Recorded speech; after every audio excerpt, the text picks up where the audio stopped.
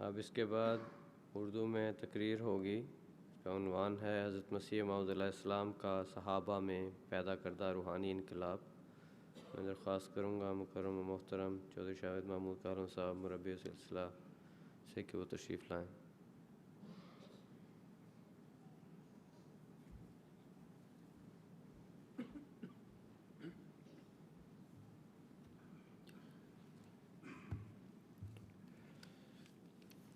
السلام علیکم ورحمۃ اللہ وبرکاتہ. اشہد ان لا الہ الا اللہ وحدہ لا شریک لہ واشہد ان محمدا عبدہ ورسولہ. اما بعد فاعوذ باللہ من الشیطان الرجیم. بسم اللہ الرحمن الرحیم. وآخرین منہم لما یلحقوا بہم وہو العزیز الحکیم. یہ سورہ جمعہ کی آیت نمبر 4 ہے.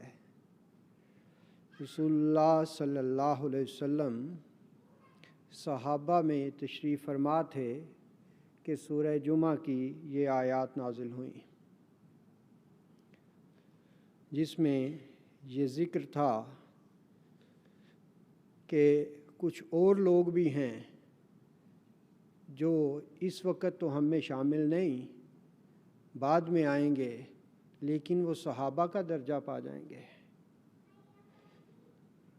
جب یہ صورت نازل ہوئی تو ایک صحابی نے حضور صلی اللہ علیہ وسلم سے سوال کیا کہ حضور وہ کون لوگ ہیں جو اس وقت ہم میں شامل نہیں ہیں، لیکن وہ بھی آپ صلی اللہ علیہ وسلم کو پا سکیں گے اور آپ صلی اللہ علیہ وسلم کے صحابہ کا درجہ پا جائیں گے.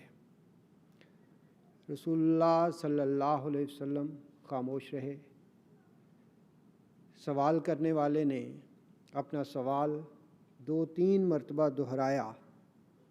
اس پر رسول اللہ صلی اللہ علیہ وسلم نے حضرت سلیمان فارسی جو ساتھ ہی بیٹھے تھے ان کے کندھے پہ ہاتھ رکھا اور فرمایا کہ اگر ایمان ثریا ستارے تک بھی پہنچ گیا، یعنی دنیا سے مکمل طور پر اٹھ گیا، تو ان لوگوں میں سے کوئی ایک شخص یا کچھ زیادہ افراد، دونوں طرح روایت ملتی ہے، وہ ایمان کو واپس لے آئیں گے.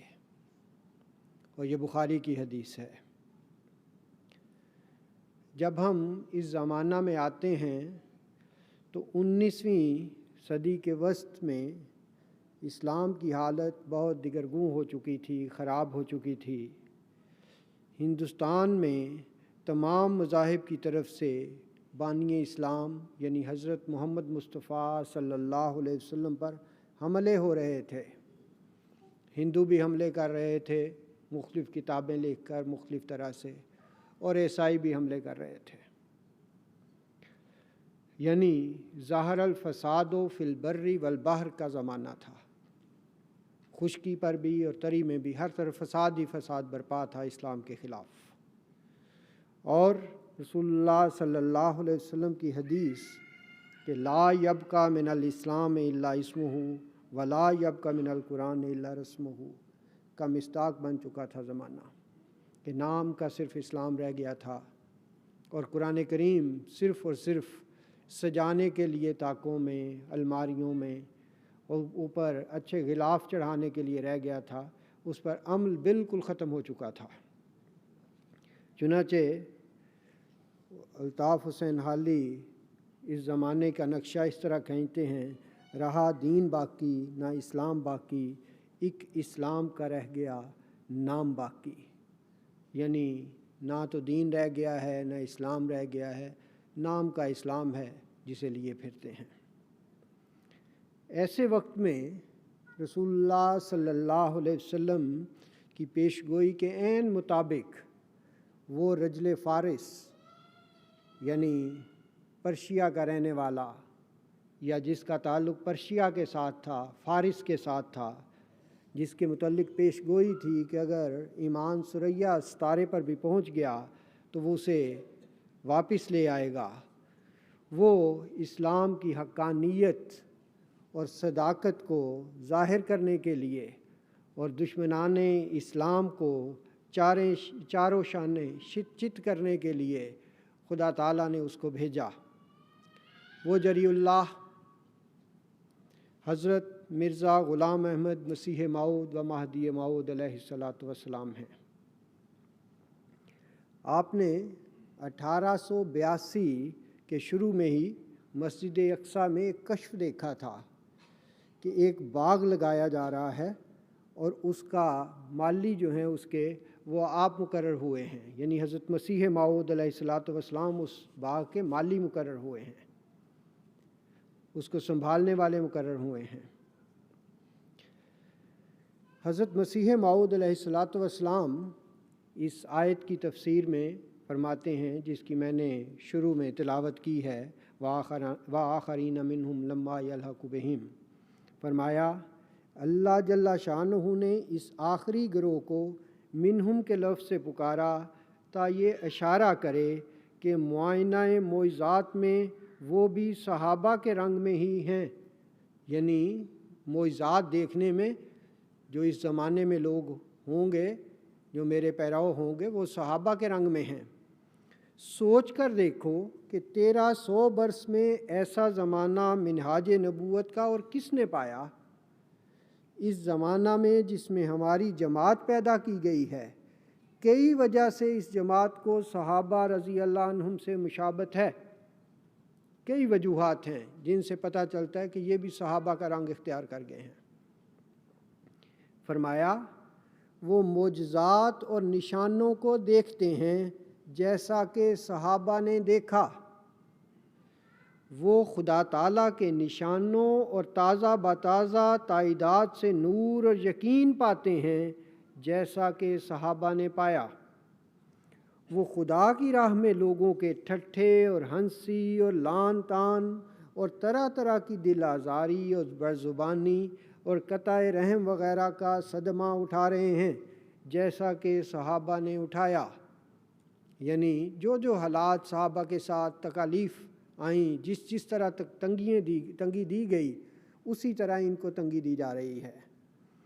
وہ خدا کے کھلے کھلے نشانوں اور آسمانی مددوں اور حکمت کی تعلیم سے پاک زندگی حاصل کرتے جاتے ہیں جیسا کہ صحابہ نے حاصل کی۔ فرمایا بہتیرے ان میں ایسے ہیں کہ نماز میں روتے اور سجدہ گاہوں کو آنسوؤں سے تر کرتے ہیں جیسا کہ صحابہ رضی اللہ عنہم روتے تھے۔ بہتیرے ان میں ایسے ہیں جن کو سچی خوابیں آتی ہیں اور الہام الہی سے مشرف ہوتے ہیں جیسا کہ صحابہ رضی اللہ عنہم ہوتے تھے۔ بہتیرے ان میں ایسے ہیں کہ اپنے محنت سے کمائے ہوئے مالوں کو محض خدا تعالیٰ کی مرضات کے لیے ہمارے سلسلہ میں خرچ کرتے ہیں، یعنی مالی قربانیوں میں بھی بہت بڑے ہوئے ہیں۔ گو کہ یہ میرے اس مضمون کے ساتھ تو تعلق نہیں، صحابہ سے متعلق میں بیان کر رہا ہوں، لیکن گزشتہ ہفتے مجھے ایک پادری صاحب نے اپنے گھر دعوت پہ بلایا اور انہوں نے پوچھا کہ آپ نے مسجد بیت النصر کس طرح ڈونیشنز کہاں سے لیں، کس طرح پیسے اکٹھے ہوئے۔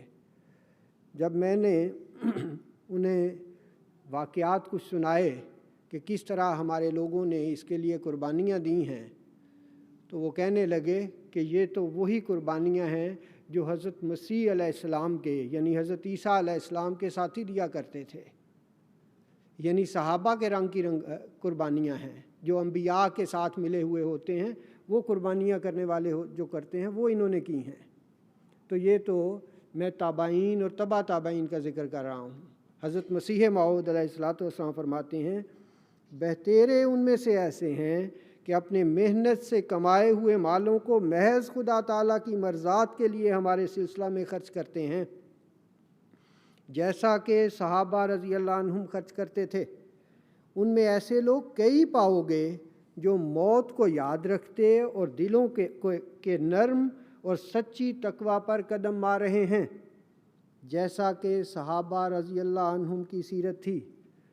وہ خدا کا گروہ ہے جن کو خدا آپ سنبھال رہا ہے اور دن بدن ان کے دلوں کو پاک کر رہا ہے اور ان کے سینوں کو ایمانی حکمتوں سے بھر رہا ہے اور آسمانی نشانوں سے ان کو اپنی طرف کھینچ رہا ہے، جیسا کہ صحابہ کو کھینچتا تھا۔ غرض اس جماعت میں وہ ساری علامتیں پائی جاتی ہیں جو وہ آخرین منہم کے لفظ سے مفہوم ہو رہی ہیں، اور ضرور تھا کہ خدا تعالیٰ کا فرمودہ ایک دن پورا ہوتا۔ یعنی خدا تعالیٰ نے جو فرمایا تھا کہ وآخرین منہم، ایک ایسی جماعت آ جائے گی جسے صحابہ سے ملا دیا جائے گا، وہ ضرور تھا کہ پورا ہوتا۔ یہ تبدیلی ہے جو حضرت مسیح موعود علیہ السلام نے پیدا کی۔ لوگ سوال کرتے ہیں کہ حضرت مسیح موعود علیہ السلام کا معجزہ کیا ہے، کیا کیا حضرت مسیح موعود علیہ السلام نے؟ ہم دیکھتے ہیں کہ اگر کسی کا ایک بچہ بگڑ جائے، اس کی اصلاح کرنی مشکل ہو جاتی ہے۔ حضرت مسیح موعود علیہ السلام نے لاکھوں نفوس کی اصلاح فرما دی اور ان کو خدا والے بنا دیا۔ یہ معجزہ ہوا کرتا ہے۔ ان روحانی جو انقلاب پیدا کیے حضرت مسیح موعود علیہ السلام نے، یا روحانی تبدیلیاں پیدا کیں، ان کی چند مثالیں میں آپ کے سامنے رکھوں گا۔ حضرت چودھری محمد ظفر اللہ خان صاحب کی والدہ حضرت مسیح موعود علیہ السلام کی صحابیات میں شامل تھیں۔ آپ کو شرک سے اس قدر نفرت تھی کہ اس کے لیے ہر نقصان اٹھانا برداشت کر لیا، لیکن شرک کے قریب نہیں گئی۔ آپ کے بچے بچپن میں وفات پا جاتے تھے۔ ایک عورت تھی جسے جے دیوی کہتے تھے یا ہیکس کہہ لیں نارویجن میں، جو اس طرح آ کے کچھ چیزیں مانگا کرتی تھی جب بچہ پیدا ہوتا کہ میری اس طرح مدد کرو تاکہ تمہارا بچہ بچ جائے۔ لیکن آپ ہمیشہ اسے یہی کہتی ہیں کہ نہیں، خدا کی خاطر مانگو تو میں دوں گی، لیکن اگر تم یہ سمجھتی ہو کہ میں ڈائنوں پہ، چڑیلوں پہ، ہیکس پہ ایمان رکھتی ہوں تو قطعاً نہیں۔ چنانچہ ایسے ہی ان کا بچہ جب ظفر پیدا ہوا تو اس موقع پر بھی وہ آئی، کسی نے ایک تعویذ دیا کہ اس کے گلے میں ڈال دیں، آپ نے اس کو رد کر دیا۔ وہ آئی اور اس نے اس تعویذ کو ڈالنا چاہا، آپ نے اسے روک دیا اور یہی کہا کہ اگر تم خدا کی خاطر مانگو تو میں دوں گی، نہیں تو نہیں۔ چلی گئی، پھر کچھ عرصے کے بعد آئی ہے اور آ کر دوبارہ وہی مطالبہ کیا ہے، لیکن آپ فرمانے لگیں کہ اگر خدا کی خاطر میرے سے مانگو گی تو میں دوں گی، اور اگر تم صرف اور صرف یہ سمجھتی ہو کہ تم مصیبت لانے والی ہو، تم لے کر جانے والی ہو مصیبت، تو قطعاً نہیں۔ چنانچہ وہ کہتی ہیں کہ جب وہ ظفر کو نہلا رہی تھیں، آئی اور پوچھا کہ یہی وہ بچہ ہے، یعنی یہی شاہی راجہ ہے، یعنی یہی تمہارا بچہ ہے؟ میں نے کہا ہاں یہی ہے۔ تو کہتی کہ اگر اس کو خیریت سے واپس لے گئی تو میں جھوٹی نکلوں گی۔ چنانچہ وہ ابھی دروازے سے باہر نہیں نکلی تھی کہ اس بچے کو خون کی قے آتی ہے اور اس کے بعد وہ بچہ فوت ہو جاتا ہے۔ لیکن اس صحابیہ کا خدا پہ ایمان دیکھیں، خدا تعالیٰ کے ساتھ تعلق دیکھیں۔ بچہ فوت ہو گیا ہے، اس کو برداشت کر لیا ہے اور انا للہ و انا الیہ راجعون پڑھا ہے، اور یہی کہا ہے کہ خدایا تیری طرف سے یہ نعمت آئی تھی اور تیری طرف چلی گئی۔ خدا تعالیٰ جب اس آزمائش سے گزار لیتا ہے تو اس کے بعد رزلٹ دیکھیں کہ چودھری ظفر اللہ خان صاحب جیسا بیٹا عطا کرتا ہے، جو ایک ہی بوتوں پہ بھاری تھا، جو لمبی عمر پانے والا تھا، جو دنیا میں شہرت پانے والا تھا، ہر قسم کا اعزاز پانے والا تھا۔ تو یہ افضال ہیں جو ان پر اس کے بعد ہوئے، لیکن شرک کے وہ قریب تک نہیں گئیں۔ حضرت نواب محمد علی خان صاحب مالیر کوٹلہ کے رہنے والے تھے، آپ نواب خاندان سے تھے، رئیس تھے، نوجوان تھے۔ حضرت مسیح موعود علیہ الصلوۃ والسلام بھی فرماتے ہیں کہ ان میں نیکی پہلے سے بھی موجود تھی، لیکن حضرت مسیح موعود علیہ الصلوۃ والسلام کی تربیت نے، صحبت نے ان کو ایسا سیکل کیا ہے، ایسا چمکایا ہے کہ انہوں نے خود اس بات کا ذکر کیا کہ حضرت مسیح موعود علیہ الصلوۃ والسلام کی بیعت سے پہلے یا صحبت سے پہلے میں نمازیں کبھی کبھی چھوڑ دیا کرتا تھا، لیکن اور دنیا داری میں پڑا ہوا تھا، لیکن حضرت مسیح موعود علیہ الصلوۃ والسلام کی بیعت سے ایسی تبدیلی ہوئی ہے کہ اس کے بعد کبھی نماز نہیں چھوڑی۔ حضرت مسیح موعود علیہ الصلوۃ والسلام خود ان کے بارے میں فرماتے ہیں، فرمایا حبی فی اللہ نواب محمد علی خان صاحب رئیس خاندان ریاست مالیر کوٹلہ قادیان میں جب وہ ملنے کے لیے آئے تھے اور کئی دن رہے، پوشیدہ نظر سے دیکھتا رہا ہوں کہ التزام ادائے نماز میں ان کو خوب اہتمام ہے اور صلحاء کی طرح توجہ اور شوق سے نماز پڑھتے ہیں اور منکرات اور مکروہات سے بالکل مجتنب ہیں، یعنی صالحین کی طرح نماز ادا کرتے ہیں، اس گریہ وزاری کے ساتھ نماز ادا کرتے ہیں۔ یہ تبدیلی تھی جو حضرت مسیح موعود علیہ الصلوۃ والسلام نے اس نواب زادے میں کی ہے۔ حضرت مولانا ابراہیم صاحب بقاپوری بیان کرتے ہیں کہ 1904 میں نے اپنی مذہبی حالت کے پیش نظر مولوی عبدالجبار وغیرہ کو جوابی خطوط لکھے، یعنی ان کو خطوط لکھے جو اس زمانے میں انہوں نے جن جن کو بڑے بڑے علماء اور اس قابل سمجھا کہ وہ کسی طرح بھی میری ہدایت کا ذریعہ بن سکتے ہیں، ان کو جوابی خط کے ساتھ، جوابی لفافے کے ساتھ کہ اس لفافے میں آپ کی رقم بھی خرچ نہ ہو، مجھے خط کا جواب دے دیں۔ وجہ کیا تھی؟ سوال کیا تھا؟ کہتے ہیں کہ میں تقریریں بھی بہت کرتا تھا، لوگوں کو نصیحتیں بھی بہت کرتا تھا کہ خدا ہے، لیکن مسجدوں میں تقریریں کرتا تھا، لیکن امر واقعہ یہ تھا، دل کی حالت یہ تھی کہ مجھے خود کو خدا تعالیٰ کے وجود پہ شک تھا، میرا خود ایمان پورا نہیں تھا، تقریریں کر رہا ہوں، لوگوں کو کہہ رہا ہوں، اس لیے میں ایک ایسا مرشد چاہتا تھا، ایسا شخص چاہتا تھا جو میری رہنمائی کرے۔ تو وہ کہتے ہیں کہ میں نے جہاں اوروں کو خطوط لکھے، حضرت مسیح موعود علیہ الصلوۃ والسلام کو صرف ایک پوسٹ کارڈ لکھا اور اس میں اپنا یہ مرض بیان کیا کہ میرا ایمان جو ہے وہ ایسا ہی ہے کہ دل سے میں اقرار تو کرتا ہوں لیکن دل سے کوئی یقین نہیں ہے۔ اس پر حضرت مسیح موعود علیہ الصلوۃ والسلام کا جواب آیا، آپ یہاں آ جائیں۔ فرمایا حضرت مسیح موعود علیہ السلام نے فرمایا، مجھے اللہ تعالیٰ نے اسی غرض اور ایسی بیماریوں کے لیے ہی بھیجا ہے، آپ یہاں آ جائیں۔ حدیث شریف میں وارد ہے، وَمَنْ أَتَىٰ إِلَيَّ شِبْرًا، پس خاکسار حضرت اقدس کی خدمت میں حاضر ہوا اور کچھ عرصہ رہ کر بیعت سے مشرف ہو گیا۔ تو یہ بیعت یقین آنے کے بعد کی ہے۔ پھر اس کے بعد یہ شخص یعنی حضرت ابراہیم بقاپوری صاحب میں ایسی تبدیلی آتی ہے کہ لوگوں کو خدا کا وجود دکھانے والے وجود بن جاتے ہیں۔ جس شخص کو پہلے خدا کے وجود پر ہی شک تھا، اب لوگوں کے لیے مستجاب الدعا وجود بن جاتا ہے، ایسا وجود بن جاتا ہے کہ لوگ اس کے پاس دعا کروانے کے لیے آتے ہیں۔ چنانچہ آپ میں بھی بعض ایسے بیٹھے ہوں گے جنہوں نے حضرت مولانا ابراہیم صاحب بقاپوری سے دعائیں بھی کیں، کروائیں اور اس کے مزے بھی چکھے، ان کو پورا ہوتے بھی دیکھا۔ بعض آپ میں بھی اس کے گواہ موجود ہیں اور اسی طرح ساری دنیا میں ان باتوں کے گواہ موجود ہیں کہ کس طرح خدا تعالیٰ उनकी दुआओं को सुनता था।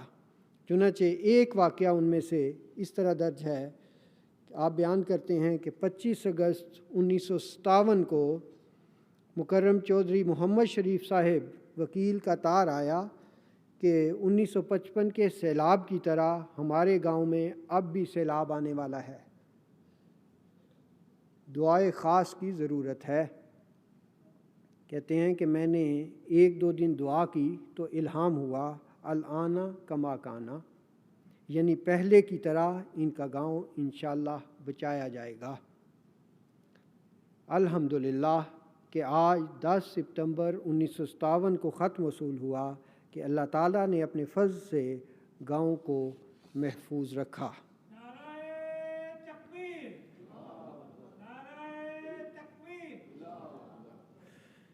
हज़रत मियाँ मोहम्मद दीन साहब पटवारी हज़रत मसीह माऊद अलैहिस्सलातु वस्सलाम की किताब बराहीन अहमदिया ने किस तरह उन पे असर किया है और किस तरह वो खुदा ताला की कामिल हस्ती पर ईमान लाने वाले हो गए, उससे मोहब्बत करने वाले हो गए और उनकी नमाज़ों को ज़िंदा कर दिया।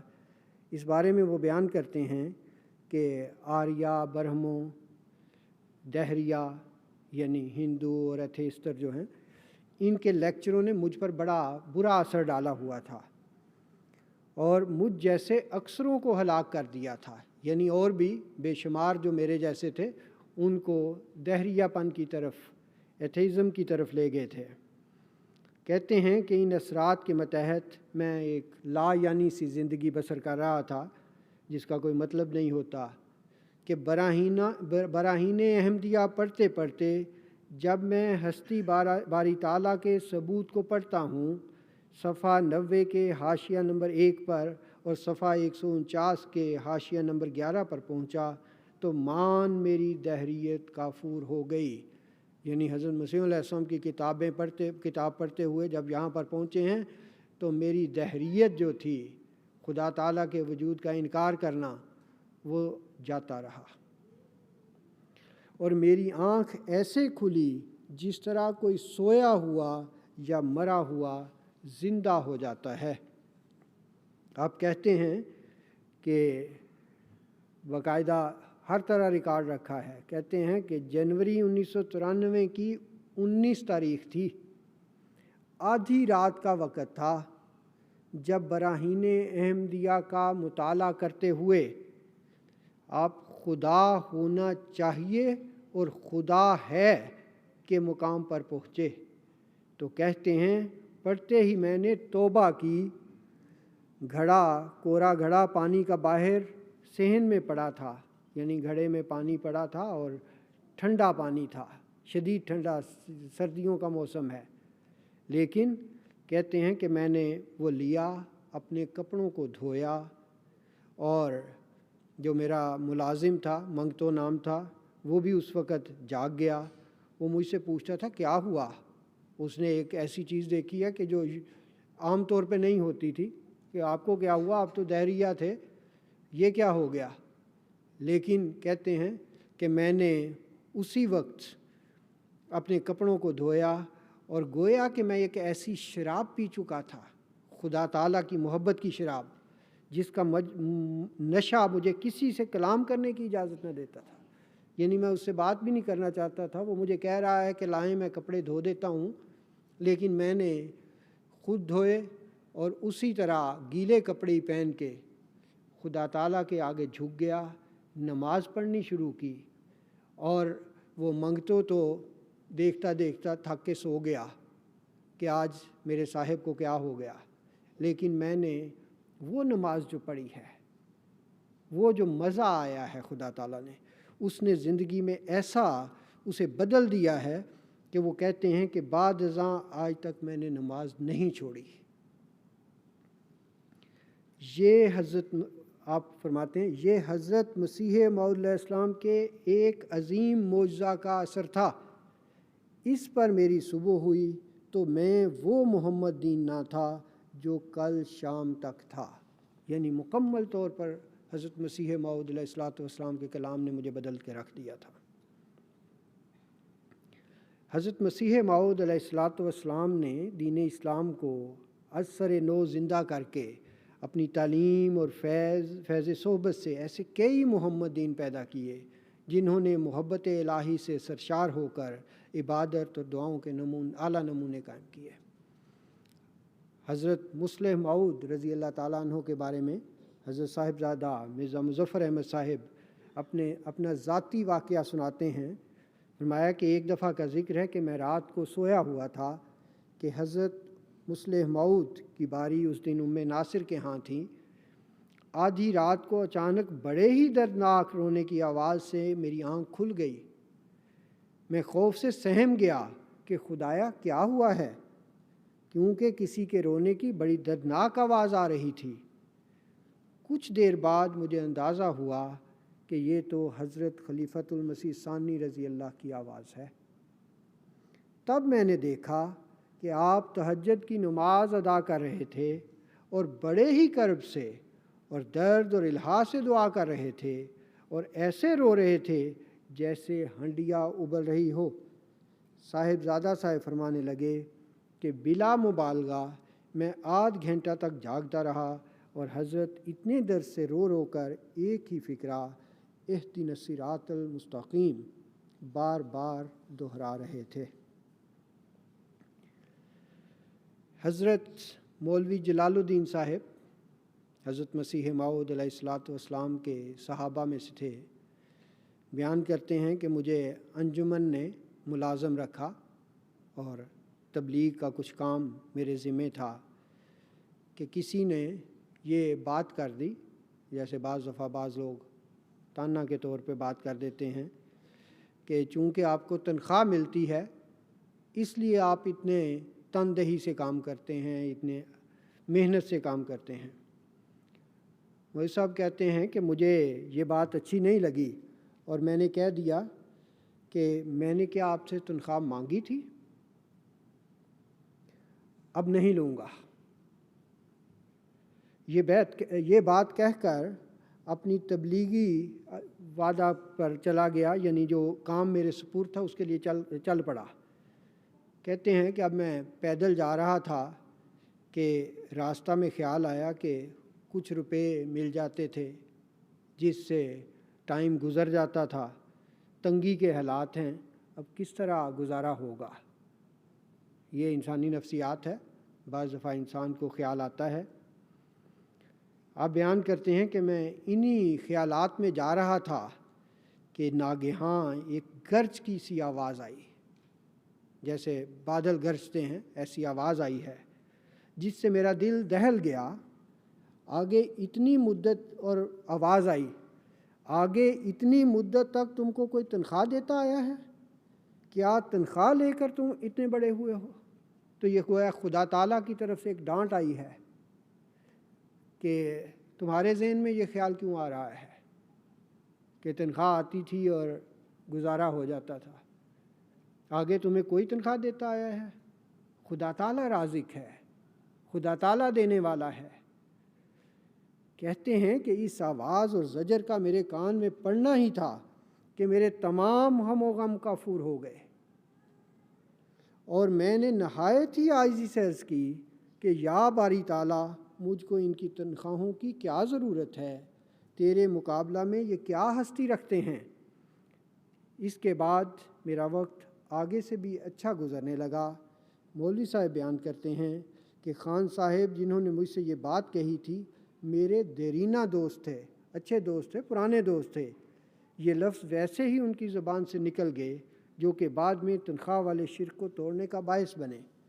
तो गोया उनकी ज़ुबान से तो वैसे ही अल्फाज निकल गए, लेकिन खुदा ताला ने इस तनख्वाह वाला जो शिर्क का बुत था कि इसी से गुजारा होता है, गोया के उसको तोड़ के रख दिया। हज़रत हाजी ग़ुलाम अहमद साहब अफ़करयाम बयान करते हैं कि एक अहमदी और एक गैर अहमदी नंबरदार एक गांव को जा रहे थे और जाते जाते बाहर का मौसम था, चने का खेत था। जाते जाते ये जो अहमदी थे इन्होंने एक चना जो है वो रास्ते से तोड़ा है। ऐसे ही बाज़ लोग जब खेतियों के पास से गुज़रते हैं तो बाज़ लोग पत्ते तोड़ लेते हैं, बाज़ लोग کوئی چنا توڑ لیا، انہوں نے وہ چنا توڑا اور اپنے منہ میں ڈال لیا۔ اچانک خیال آیا کہ میں نے تو بغیر کسی کی اجازت کے، بغیر مالک کی اجازت سے وہ چنا جو ہے وہ توڑ لیا ہے ایک اور منہ میں ڈال لیا، فوراً منہ سے نکال لیا اور توبہ کی۔ اس پہ وہ دوسرا شخص جو تھا وہ اتنا متاثر ہوا کہ اس نے صرف اس وجہ سے بیعت کر لی کہ یہ شخص جو آج ایک چنا بھی اپنے منہ میں ڈالنا اس طرح حرام سمجھتا ہے، یہ احمدیت کے قبول کرنے سے پہلے رشوت بھی لیتا تھا، مقدموں میں جھوٹی گواہیاں بھی دیتا تھا، اور بھی کئی قسم کے گناہ اس میں پائے جاتے تھے۔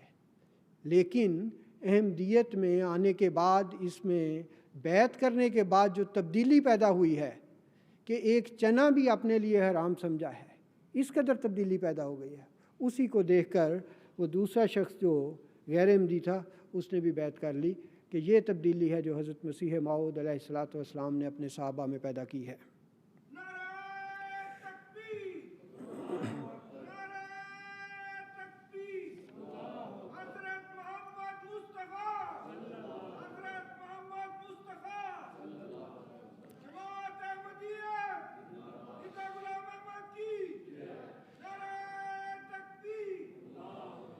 حضرت حاجی غلام احمد صاحب 1903 میں کے شروع میں قادیان آئے ہیں۔ وہ قادیان کی حالت یا قادیان میں جو حضرت مسیح موعود علیہ السلام نے روحانی طور پہ انقلاب پیدا کر دیا تھا، ان کی تربیت کر دی تھی، موڑ دیا تھا، اس کا حال اس طرح بیان کرتے ہیں کہ وہ کہتے ہیں کہ ایک دکاندار تھے شیخ غلام احمد صاحب، جو شیر فروشی کا کام کرتے تھے، یعنی دودھ وغیرہ بیچتے تھے، اور قادیان میں اس وقت کہتے ہیں کہ یہ حال تھا کہ دکان پر بعض اوقات وہ موجود نہیں ہوتے تھے، لوگ خود ہی آ کر دودھ پیتے تھے اور خود ہی ان کی جگہ پر جہاں پیسے رکھنے ہیں پیسے رکھ کر چلے جاتے تھے۔ یہ ایمانداری کی حالت تھی۔ کہتے ہیں کہ 1 مہینہ میں قادیان رہا، اور اس کے بعد جب میں واپس اپنے گاؤں آیا تو ایک شخص کو آتے ہی، گاؤں میں داخل ہوتے ہی گالی نکالتے دیکھا۔ تو اس پر میں نے کہا کہ 1 ماہ بعد یہ آواز ناشائستہ میری کانوں میں پڑی ہے، یعنی قادیان میں 1 مہینہ رہا ہوں، کسی کو کبھی گالی نکالتے نہیں دیکھا، لیکن گاؤں آیا ہوں تو گالیاں ہی گالیاں ہیں۔ تو یہ تھا فرق جو حضرت مسیح موعود علیہ السلام نے اپنے صحابہ میں پیدا کر دیا۔ کس طرح ایمانداری پیدا کی ہے، کس طرح ان کی زندگیوں کو پاک کر دیا ہے۔ حضرت بابو فقیر علی صاحب تقویٰ کی باریک راہوں پر چلنے والے تھے۔ یہاں پہ بھی بعض لوگ بعض دفعہ ٹکٹ لینے میں احتیاط نہیں کرتے، یعنی یہ انڈر گراؤنڈ وغیرہ پہ جب سفر کرتے ہیں یا بعض دوسری جگہوں پہ تو بعض دفعہ ٹکٹ لینے میں بے پرواہی کر جاتے ہیں۔ وہ خود اسٹیشن ماسٹر تھے، گھر آئے ہیں تو بیوی نے مرغی وغیرہ پکائی ہوئی ہے، جس سے پتہ چلا، سمجھ آئی کہ یہ تو گاڑی پر جا کر کہیں سے لے کے آئی ہیں اور ٹکٹ نہیں استعمال کی۔ آپ نے گھر میں آنے کے بعد سب خود پیمنٹ کر دی ہے، بعد میں ٹکٹ ادا کر کے کہہ دیں کہ پھاڑ دی ہے یا ضائع کر دی ہے کہ گورنمنٹ کو میں نقصان نہ پہنچاؤں۔ حضرت منشی اروڑے خان صاحب نائب تحصیلدار کے عہدے پر تھے، اور آپ کے تقویٰ کا یہ عالم تھا کہ ایک دفعہ کسی نے ایسی ہنسی میں کہہ دیا، بابا کبھی رشوت تو نہیں لی تھی؟ منشی صاحب پر اس پر ایک خاص سنجیدگی طاری ہوئی ہے جو جوش صداقت سے مغلوب تھی، اور سائل کی طرف دیکھ کر فرمایا کہ میں نے جب تک نوکری کی اور جس طرح اپنے فرائض کو ادا کیا ہے اور جس دیانت سے کیا ہے اور جو فیصلے کیے ہیں، اور جس صداقت اور ایمانداری کے ساتھ کیے ہیں، اور پھر جس طرح ہر قسم کی نجاستوں کو اپنے دامن سے بچایا ہے، سب باتیں ایسی ہیں کہ اگر ان سب کو سامنے رکھ کر میں اپنے خدا سے دعا کروں تو ایک تیر انداز کا تیر خطا کر سکتا ہے، لیکن میری وہ دعا ہرگز خطا نہیں کر سکتی۔ جب حضرت مسیح موعود علیہ الصلاۃ والسلام سیالکوٹ آئے ہیں تو حضرت مولانا برہان الدین صاحب جیلمی بھی آپ کو الوداع کہنے کے لیے اسٹیشن پر تشریف لے گئے، اور جب حضرت مسیح موعود علیہ الصلاۃ والسلام کو الوداع کر کے واپس آ رہے تھے تو انہیں لوگوں نے پکڑ لیا اور تکلیفیں دینی شروع کر دیں۔ وہی بات کہ صحابہ والی تکلیفیں جو صحابہ رسول اللہ صلی اللہ علیہ وسلم کو دی جاتی تھیں، اسی طرح کی تکلیفیں اس زمانے میں بھی دی گئیں۔ چنانچہ انہیں بھی پکڑ لیا اور تنگ کرنا شروع کر دیا، گنڈے پیچھے لگ گئے، گند پھینکا، اور دیکھنے والوں نے یہ بھی دیکھا کہ آپ کو زبردستی پکڑ کے آپ کے منہ میں گوبر ڈال دیا گیا، گند ڈال دیا گیا۔ یہ حال کیا گیا حضرت مولانا برہان الدین صاحب جیلمی کا۔ یہ وہ قربانیاں ہیں، میں نوجوانوں سے کہنا چاہتا ہوں کہ جو ہمارے بڑوں نے دے کر احمدیت لی تھی۔ احمدیت کوئی سستا سودا نہیں ہے، سستی نہیں ملی، بہت ساری قربانیوں کے بعد ہمارے خاندانوں میں یہ احمدیت آئی ہے۔ آپ دیکھیں کہ صرف اور صرف حضرت وسلم کی بیعت کی وجہ سے، آپ سے محبت کی وجہ سے جو نوجوان گنڈے ہیں، خراب لڑکے ہیں، پکڑ لیتے ہیں اور پکڑ کر جہاں باقی ظلم کرتے ہیں آپ کے منہ میں گند بھی ڈالتے ہیں۔ لیکن حضرت مولانا برہان الدین صاحب کا آگے سے جواب سنیے، کہتے ہیں واہ برہانیہ، یہ نعمتاں کتھوں؟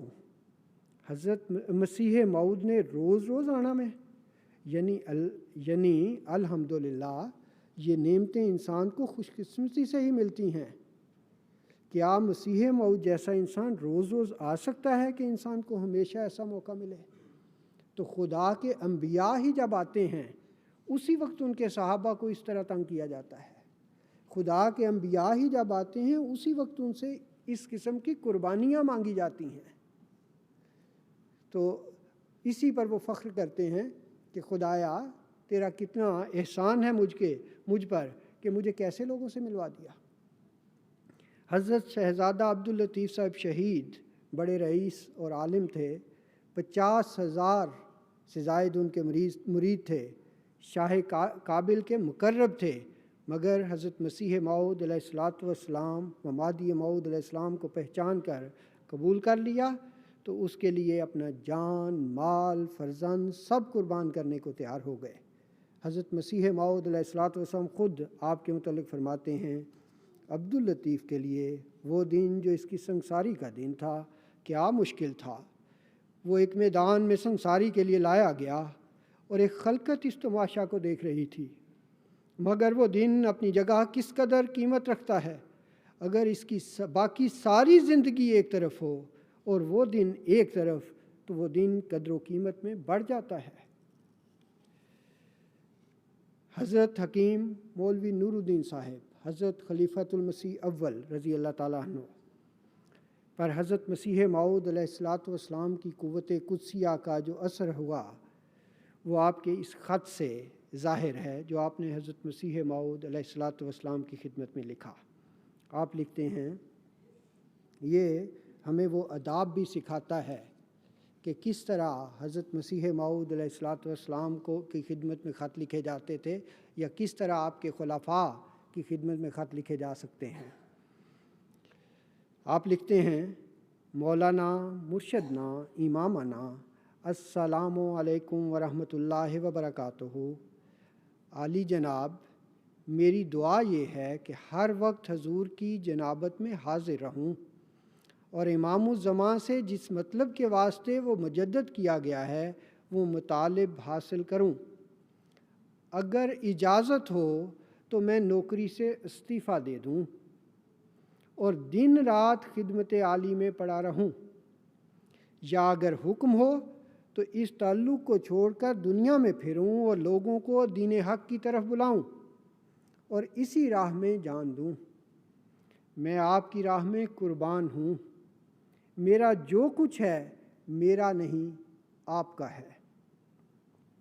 حضرت پیر و مرشد، میں کمال راستی سے عرض کرتا ہوں کہ میرا سارا مال و دولت اگر دینی اشاعت میں خرچ ہو جائے تو میں مراد کو پہنچ گیا۔ مجھے آپ سے نسبت فاروقی ہے اور سب کچھ اس راہ میں فدا کرنے کے لیے تیار ہوں۔ دعا فرماویں کہ میری موت صدیقوں کی موت ہو۔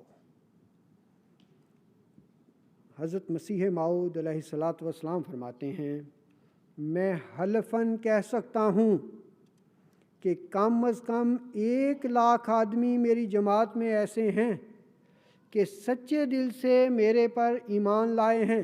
یہ حضرت مسیح صاحب اپنی زندگی میں فرما رہے ہیں۔ فرمایا، میں حلفاً کہہ سکتا ہوں کہ کم از کم 1,00,000 آدمی میری جماعت میں ایسے ہیں کہ سچے دل سے میرے پر ایمان لائے ہیں اور اعمال صالحہ بجا لاتے ہیں اور باتیں سننے کے وقت اس قدر روتے ہیں کہ ان کے گریبان تر ہو جاتے ہیں۔ میں اپنے ہزارہا بیعت کنندوں میں اس قدر تبدیلی دیکھتا ہوں کہ موسیٰ نبی کے پیرو ان سے جو ان کی زندگی میں ان پر ایمان لائے تھے 1000 درجہ ان کو بہتر خیال کرتا ہوں، اور ان کے چہرہ پر صحابہ کے اعتقاد اور صلاحیت کا نور پاتا ہوں۔ ہاں، شاذ و نادر کے طور پر اگر کوئی اپنے فطرتی نقص اور صلاحیت میں کم رہا ہو تو وہ شاذ و نادر میں داخل ہے۔ میں دیکھتا ہوں کہ میری جماعت نے جس قدر نیکی اور صلاحیت میں ترقی کی ہے یہ بھی ایک معجزہ ہے۔ ہزارہا آدمی دل سے فدا ہیں۔ اگر آج ان کو کہا جائے کہ اپنے تمام اموال سے دستبردار ہو جاؤ تو وہ دستبردار ہو جانے کے لیے مستعد ہیں۔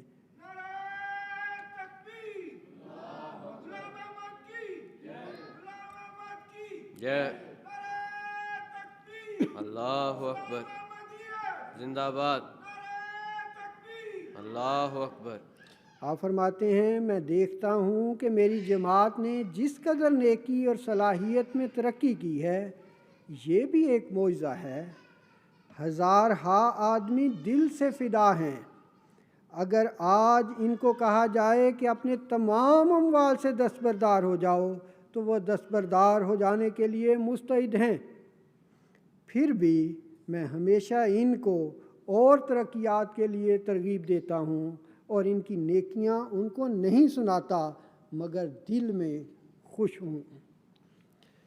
مسیح وقت اب دنیا میں آیا، خدا نے عہد کا دن ہے دکھایا، مبارک وہ جو ایمان لایا، صحابہ سے ملا جب مجھ کو پایا، وہی میں ان کو ساقی نے پلا دی، فسبحان الذی اخذ العادی۔ اللہم صلی علی محمد۔